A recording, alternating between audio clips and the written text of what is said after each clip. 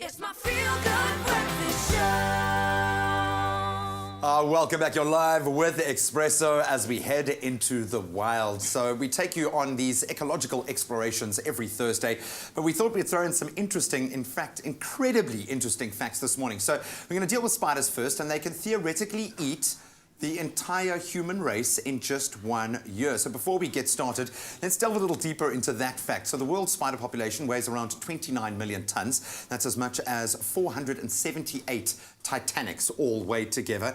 Now, given their abundance and voracious appetite, science wants to know how much they could eat in a single year. Well, the estimate was published in the Journal of Science and Nature earlier last month, and the answer is between 400 and 800 million tons of prey in any given year. So to put it into perspective, that's close to the estimated weight of the entire human population. It's a good thing spiders don't eat people yet. Whoa. Let's head into the wild now that I've terrified my poor guests. Welcome Gabby Leighton, Pierre Hugo and Bjorn Unger. So now birds of a feather flock together, but sometimes your feathers will look different depending on where you flock. And Into the Wild, our weekly update on all things wild and wonderful. Today, we're talking about animal dimorphism. Hopefully I'm pronouncing that right. And that's how animals of the same species look different depending on where they are found. And we've some really special guests today. And we start with Gabby and Pierre, and they recently won a British Ecological Society prize for a paper. And this is what Gabby wrote recently about this very topic. So congratulations, first of all. Thank you so much. That is awesome. I would imagine there was a huge amount of contribution being made in this area of ecology, if that's the right term. Yes. So to stand out is pretty cool. Talk us through your paper. What inspired it and how did it all come about? Okay, so basically this paper, it came about around 2 years ago when I was in my honours year, and my supervisor at the time, Dr. Arjun Amar, came up with this idea of using Google Images to explore ecological questions. Clever. Yeah, so the idea is basically if you search, we know that there are lots of photos of wildlife that are uploaded to the internet all the time, so why not use that data?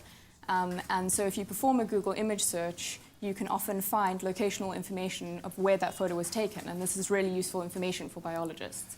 So we wanted to know whether this method worked, and so we compared the data that we found just by performing a Google image search to establish patterns on animal color. So we know that animal color changes over the range sometimes for some species, and so we performed Google image searches for a couple of species, for example, black bears, and we found that the patterns that we found using this photo method were really similar to fieldwork methods. That's crazy. It's almost like the information is there. It's just our ability to process information has now taken a quantum leap forward. Some of these bears didn't look too comfortable about being posted on Instagram if they were asked or signed a release form. Now, Pierre, you've set up a website that allows people to add to that research. So this is an ongoing project. Talk us through that. Okay.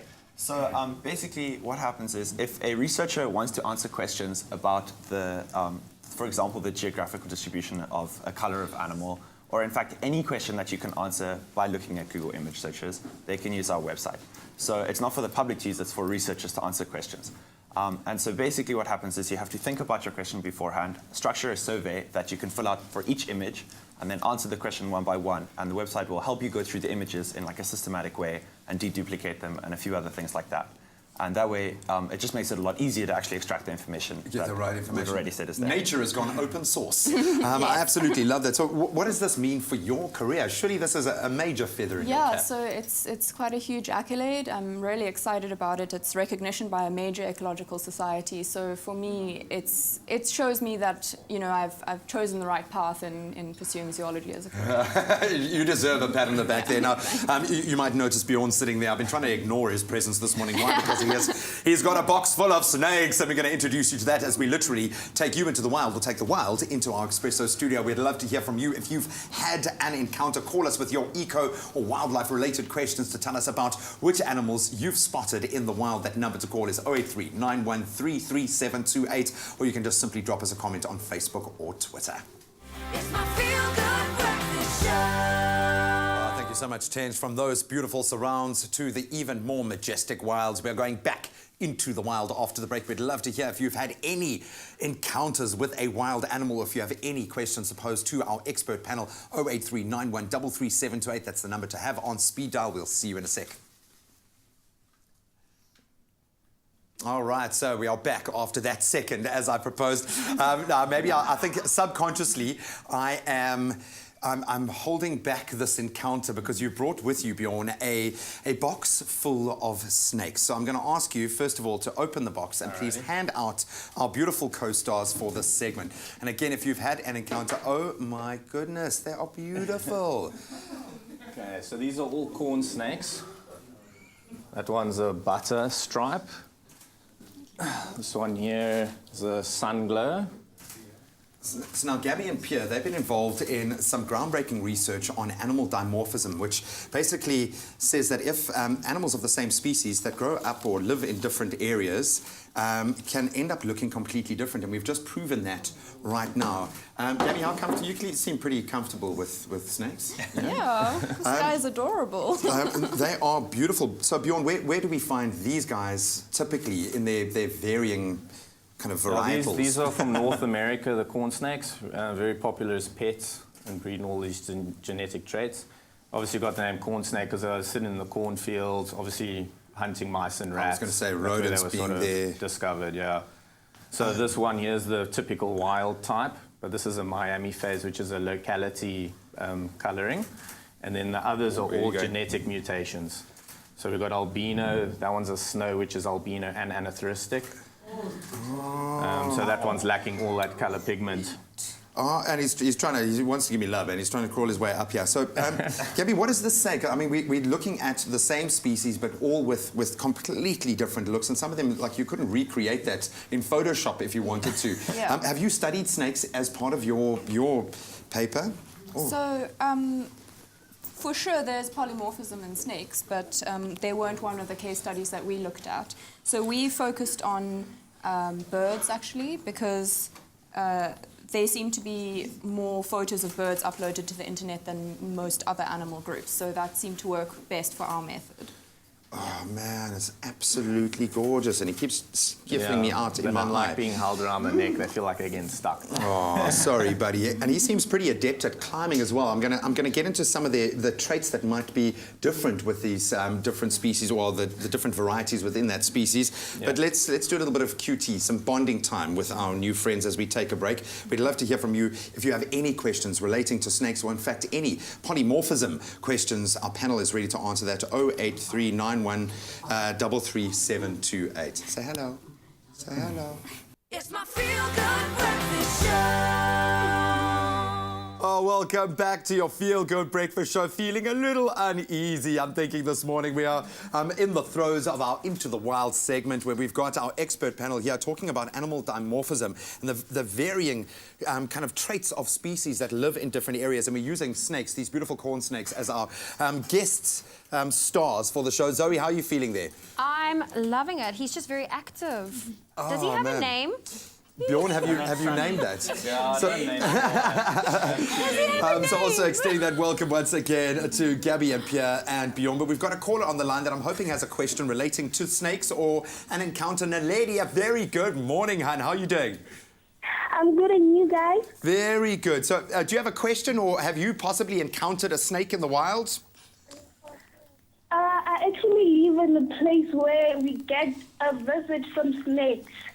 Oh, wow. It's going behind you. Yes, and you know, I'm afraid of them, but I like them. I once visited a pet shop and I fell in love with one. So I'd really like to ask, how do you adopt a snake? Because I'd really like to have one when I grow up. How do you adopt a snake? Do they make good pets? These are very good starter snakes, and it depends on which province you're in. You have to check. Each province has got different legislation. In Johannesburg, you don't need any permits for exotics. You can walk into a pet shop, buy one the same day. Here in the Western Cape, you need a permit for every reptile you get. So you have a permit to transport, and then you have a permit to keep them, which you have to renew every year. Oh, she sounds really happy about that. Naledi, thank you so much for posing that question. Good luck on your journey. I have to ask, because I think when you start moving into that pet arena, and you don't really want to call a snake a pet. I mean, they're not domesticated. You can't tame a snake, surely. But I think people want a particular variety, or they want a particular look or something. And you were recently involved in, can I call it an experiment, breeding the world's first albino West African gaboon viper. Does the gaboon viper has a 5 centimeter long fang? It's like one of so the snake with the looking longest snakes. fangs. Oh, Yeah. so and there was an unexpected hero in that story. Talk me through that. Yeah, well, I mean, it's a crazy story because since I've been keeping gaboon vipers, I always wondered what an albino would look like. And I've always said, like, one day I'll make an albino, but it never has been produced. And it's a recessive gene, so you only get it from ones that carry it. And the freak accident happened where the female started actually popping out possible het babies and albino babies. Wow. But the problem was that they were coming too slowly. And I recognized there was a problem because I've been through it before with breeding a gaboon before, where I actually lost the female. Wow. So we took her to the vet, Kenridge Animal Hospital, and we actually did a C-section on her, and we opened her up and we took the babies out because they give birth to live young. Each egg is incubated internally. Wow. And some of the babies were actually pretty much drowning on the fluids and stuff. So we were sitting there shaking the fluid out of them, rubbing them, blowing air into them with a catheter needle. Oh my goodness, and we managed to actually save quite a number of babies. Oh, well done, man, and well done for the work that you're doing in helping people get over their phobias of snakes. Zoe, has he wandered off? He's completely wandered away, but I have to say, last year this time, I would honestly would have said I was petrified, but after spending a day with the snakes, it helped with that fear. Oh, man. Yeah. Well, I would suggest you to do the same. But thank you so much to my panel. Gabby, congratulations once again on your paper. I've loved our exploration into animal dimorphism. Oh, I've made best mates here. Best mates.